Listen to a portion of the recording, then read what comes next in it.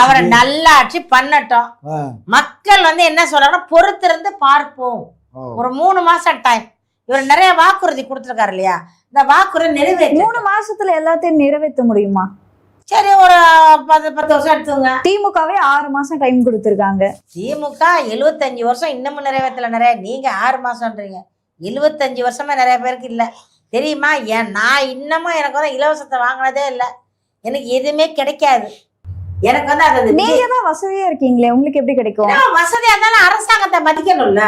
வறுமை கோட்டிற்கு கீழே இருக்க மக்களுக்கு தான் எல்லாமே வந்து கிடையாது. வசதியான நான் வந்து என்ன ஃப்ளைட் கம்பெனியா வச்சிருக்கேன், இல்லை கப்பல் கம்பெனி வச்சிருக்கேன். நான் கப்பல் கம்பெனி ஓனரா, நான் இல்லை பெரிய ஒரு டாடா பிர்லாவா, நான் சாதாரண லேடிஸ் தானே.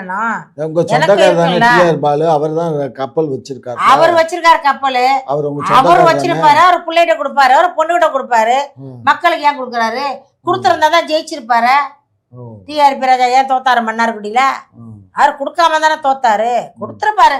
ஏன்னா எலெக்ஷன் டைம்ல வந்து 1000 2000 கொடுத்தா செல்லாதுண்ணா. எலெக்ஷன் டைம்ல வர்றது இவங்க 1000 ரூபா கொடுக்கறது. அதிமுக அப்படிதான். அந்த தினகரன் ஜெயிச்சிருக்காரு, நல்ல மனுஷன் அவர். அதிமுக எஸ் காமராஜ் அவரு நல்ல மனுஷன். இவரும் தெரியும், மன்னார்குள்ள இருக்க காமராஜ் தெரியும். அவரும் இல்லை நம்மெல்லாம் ஒரே இனம் தானே தெரியும்.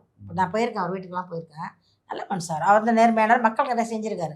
அந்த பகுதியில் மக்கள் விசுவாசிகள் நிறையா. அதனால தான் வந்து அந்த இடம்லாம் இவங்களால பிடிக்க முடியல விஜயால.